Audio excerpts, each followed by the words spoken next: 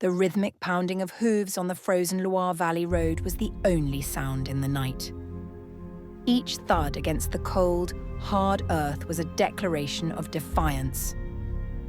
Inside the simple litter, Eleanor of Aquitaine, no longer Queen of France, sat wrapped in a rough woolen cloak. The coarse fabric was a necessary discomfort, a world away from the silks of Paris. She was a woman in flight, but not one fleeing in terror. This was a calculated escape. Kidnappers were said to be pursuing her from two directions. Theobald of Blois and Geoffrey Plantagenet the Younger, both hoping to abduct and forcibly marry the now vulnerable Duchess. But a decade and a half at the heart of French politics had taught Eleanor much about survival. As she rode hard for the safety of Poitiers, giving the slip to her would-be captors, she was not just running from a past. She was riding toward a future she intended to choose for herself. Her mind was already in Lisieux, with the one man who could best secure it. Henry Plantagenet. To understand the urgency of that midnight ride, we must first step back into the two worlds Eleanor had already inhabited.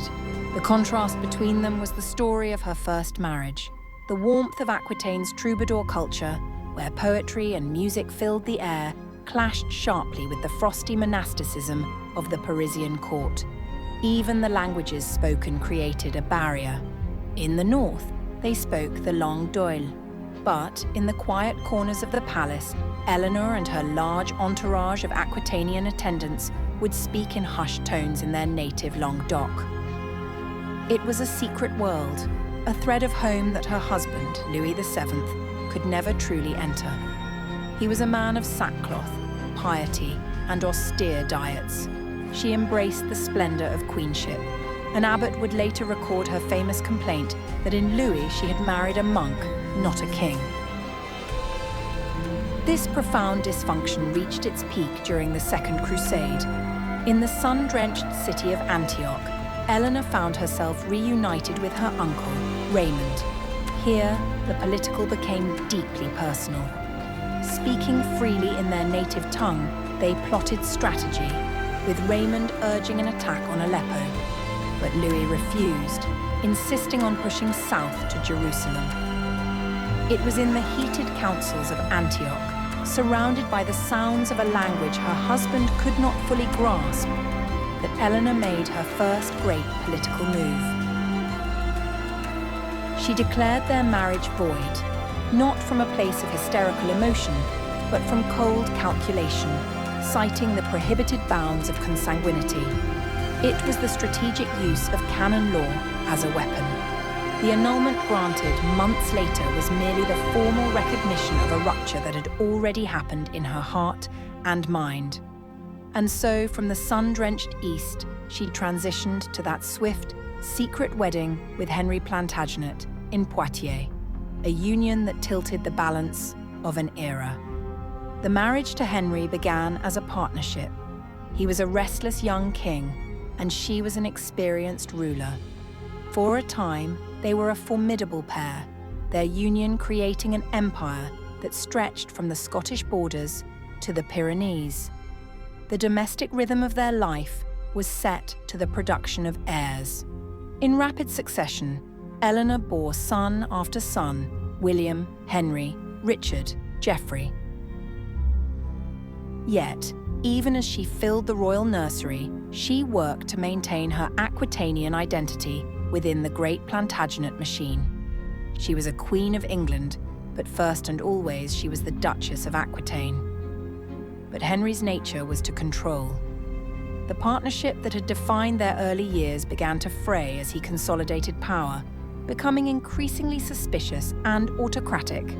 The subtle shift from partner to prisoner was gradual, but the endpoint was stark.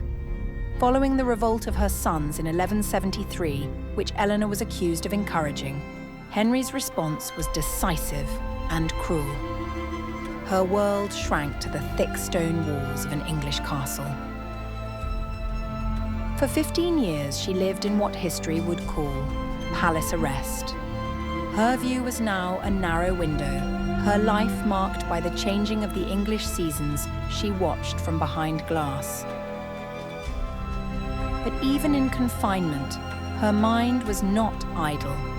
The sound of a heavy quill on parchment filled the quiet hours as she wrote covert letters, planning her son's futures and waiting for her moment. That moment would finally crack the door open with the news of Henry's death, an event that would summon the seasoned stateswoman out of the shadows, not as a faded queen, but as the most powerful woman in Europe. Emerging from her long confinement, Eleanor did not appear as a relic of a bygone era, but as a force of political will, sharpened by years of observation. With her favourite son, Richard the Lionheart, now king, her authority was not merely restored, it was transformed.